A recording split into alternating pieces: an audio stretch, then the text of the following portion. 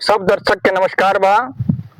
आप देख रहल बानी भोजपुरिया समाज कुशीनगर चैनल, जय पर आज वायरल कलाकार ब्रिजेश हलचल जी आयल बनी।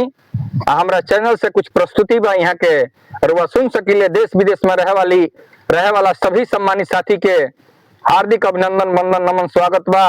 चैनल के रुआ लोग फॉलो करी लोगिन, शेयर करी लोगिन, लाइक के बटन दबावत रही लोगिन। एक से एकाल वीडियो अपलोड होत रही रुआ के दिखावल जाई। ये भोजपुरिया समाज कुशीनगर चैनल पर बना रही लोगिन। ब्रिजेश हलचल जी आपके चैनल पर स्वागत बा। का कहे चाहता नहीं जी? सबसे पहले स्वागत बा तमाम देश विदेश के देखे वाला सुने वाला वायरल सिंगर ब्रिजेश हलचल के तरफ से कोटि कोटि बार प्रणाम बा। तमाम हमके बड़ा दुलार प्यार दहनी जाए, इतना हम जनलहू ना रहनी ना सोचल ही रहनी कि समझ के इतना दुलार प्यार मिली, लेकिन तमाम दुलार प्यार हमके मिलल बा। आज पंकज भैया के चैनल पर आइल बनी, हम यहाँ के गुरु तुल्य बनी, यहाँ के सिखौले भी बनी हमरा के। बहुत मतलब कि आशीर्वाद दुलार प्यार मिलल यहाँ के दुलार प्यार से आदमी देश विदेश में वायरल हुई बा। यहाँ के एगो चैनल बा भोजपुरिया समाज कुशीनगर। सब श्रोता समाज से हमार बार बार रिक्वेस्ट बा, विनती बा कि रउआ चैनल के फॉलो करी, वीडियो के शेयर करी, खूब दुलार प्यार दीजिए कि ताकि वीडियो खूब मिलियन में जाओ, खूब दुलार प्यार मिलो, यहाँ के चैनल आगे तक जाओ। तो चलिए नया लुक पर नया गीत हम पेश कर रहल बानी। कैसे एक जना महादेव जी के गुरु बनौले बाड़ी, उहे कहत तारी कि गुरु जी हमरा कुछ ना चाही। कहत कौना भाव में बाड़ी?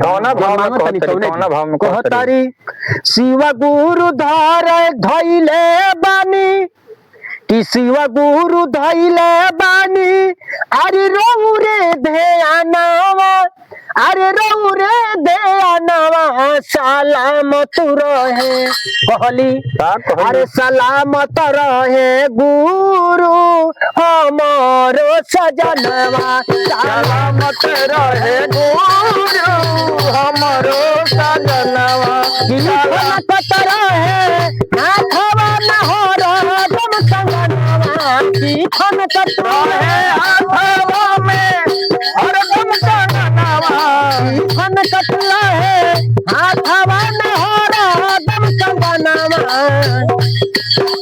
खन कटला है हाथवा में हरदम संगनवा, सलामत रहे हमारो सजनवा, सलामत रहे हमारो सजनवा। और कहली कैसे अरे न बोलो मुआ पर कवनो बोलैया, अरे न बोलो मुआ पर कवनो बोलैया, रोज दुख हरिया उन पर होई हसैया, रोज दुख हरिया उन पर होई हसैया, रोज दुख हरिया उन पर होई हसैया, अरे होई हसैया होई हसैया, देई दिहा शिवा गुरु इह बरदानवा, रे इह बरदानवा,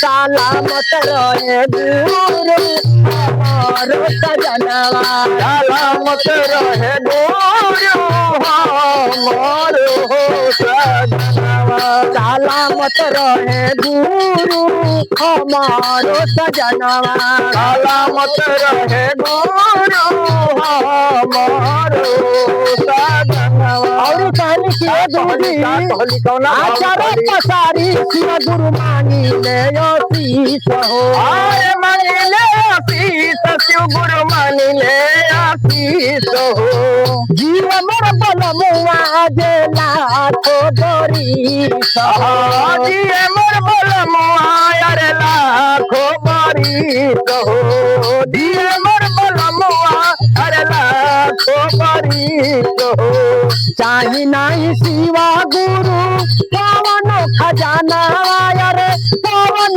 खजानवा, सलामत रहे गुरु हमारो सजनवा, सलामत रहे गुरु हमारो सजनवा।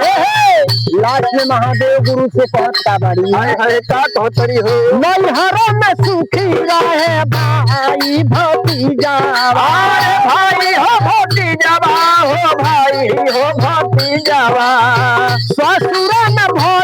फूलल रहे परिवार ससुर में भरल फूलल रहे परिवार ससुर में भरल फूलल रहे परिवार ससुर में भरल फूलल रहे परिवार दाया बरसई हो गुरु जय हो गुरु जी जय हो हर हर महादेव हर हर महादेव दाया बरसई हो गुरु हमारो भवन सलामत रहे गुरु हमारो सजनवा सलामत रहे गुरु हमरो सजनवा सलामत रहे गुरु हमारो सजनवा सलामत रहे गुरु हमरो सजनवा सलामत रहे आठवा नहर तुम सजनवा सलामत रहे आठवा नहर